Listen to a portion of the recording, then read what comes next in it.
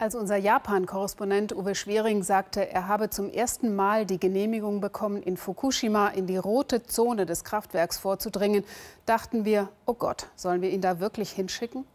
Am 11. März jährt sich die Reaktorkatastrophe zum 5. Mal und selbst uns, die wir so weit weg sind, flößt allein schon der Name Angst ein. Keine Sorge, Schwering und sein Kollege Arkadiusz Podnieschinski wurden selbstverständlich genau überwacht und durften sich während ihrer Drehreise an jedem Ort nur eine kurze Zeit aufhalten. Dass in Fukushima enorme Zeitbomben vor sich hin ticken, allseits bekannt. Es dann in diesen Aufnahmen so zu sehen, ist aber doch noch mal etwas ganz anderes. Fukushima, zu Deutsch Insel des Glücks. Ironie nahe am Irrsinn. So wie die Kunststoffästhetik der Katastrophe. Schön schrecklich. Die Hinterlassenschaft des nuklearen Ernstfalls. Verstrahlte Erde. Sie schlummert in schwarzen Säcken, millionenfach. Check-in für einen Besuch der Roten Zone, Sperrgebiet Präfektur Fukushima. Hierher kann, vielleicht für Jahrhunderte, niemand mehr zurück. Die Stadt Vtaba erteilt Erlaubnis, uns und dem polnischen Fotografen und Filmemacher Arek Podnieschinski, den das hier alles an Tschernobyl erinnert. Schon seit 8 Jahren dokumentiere ich die Sperrzone von Tschernobyl. Es interessiert mich.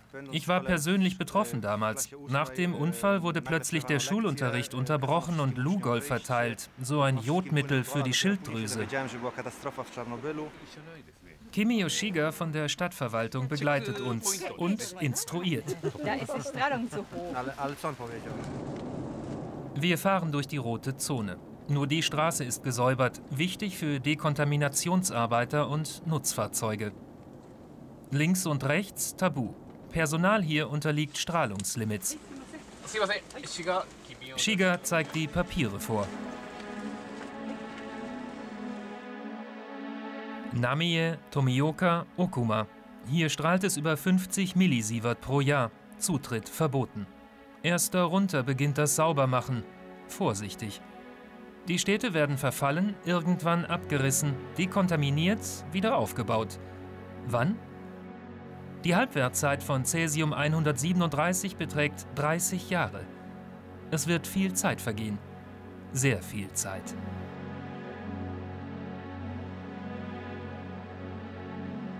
Auch Vtaba ist jetzt Geisterstadt. Die einst 7000 Einwohner, evakuiert, verstört, verzogen.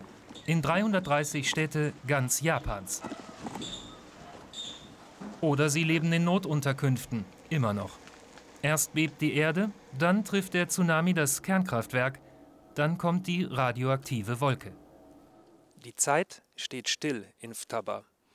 Das ist surreal, absolut gespenstisch, wie in einem richtigen Science-Fiction-Schocker.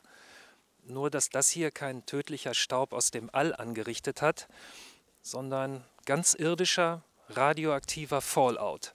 Ein hausgemachter Horror also. Herr Shiga von der Stadtverwaltung sagt, er bekäme immer Kopfschmerzen in der Zone. Aber nicht die Strahlung sei schuld, sondern die Psyche. Der Mann musste sein Haus zurücklassen, so wie weitere über 100.000 Evakuierte. Das nimmt ihn mit. Es gibt so ein Gefühl von Heimat, das man erst verspürt, wenn man sie verloren hat. Ich empfinde Sehnsucht, aber auch Wut. Ich kann aber nicht sagen, dass ich mich betrogen fühle vom Staat oder von TEPCO. Ich habe ja selbst geglaubt an den Sicherheitsmythos der Atomkraft. TEPCO, Herrin der Atomruine von Fukushima Daiichi. 7000 Arbeiter kämpfen hier täglich gegen radioaktiven Zerfall, verstrahltes Wasser und gegen die Zeit. Nur Geld spielt keine Rolle. Das Monstrum am Meer verschlingt Milliarden und wehrt sich mit Tonnen geschmolzener Brennstäbe. Und niemand weiß, wo die strahlenden Klumpen liegen. Mit Glück im Sicherheitsbehälter, vielleicht aber schon im Grundwasser. Die Lage stabil, doch nicht unter Kontrolle. Selbst Roboter schaffen es nicht bis zum Kern der Sache. Und so präsentiert der Mann, dessen Job niemand haben will, nach 5 Jahren eine ernüchternde Bilanz. Schwer zu sagen, wo wir stehen, aber mal angenommen, eine Bergbesteigung hat 10 Etappen, dann haben wir die erste gerade hinter uns. Atomkraft, Energie für eine leuchtend helle Zukunft. Noch bis Dezember 2015 prangt dieser Slogan über dem Ortseingang von Vtaba. Dann kommt er runter. Die Stadt lebt von und mit Betreiberfirma TEPCO, bis die sie auslöscht. Die Tokyo Electric Power Company sponsert auch die örtliche Schule. Außer TEPCO gibt es hier nichts. Abhängigkeit schafft Freunde. Bis zum 11. März 2011. Es ist der letzte Schultag. Die Kinder machen gerade sauber, als die Erde bebt und das Unheil beginnt. Das Werk stirbt und mit ihm die Stadt. Arek, der furchtlose Fotograf ohne Maske, kennt das schon aus seinem Langzeitprojekt. 30 Jahre Tschernobyl, 5 Jahre Fukushima. Arek hat jetzt 2 Sperrzonen. Verglichen mit den Einwohnern in der Ukraine sind die Japaner sehr willensstark und zeigen Kampfgeist. Sie geben nicht auf, wie im Fall von Tschernobyl, wo sofort jeder evakuiert wurde und nie mehr zurückkehrte. Hier versuchen sie zu dekontaminieren. Sie machen weiter.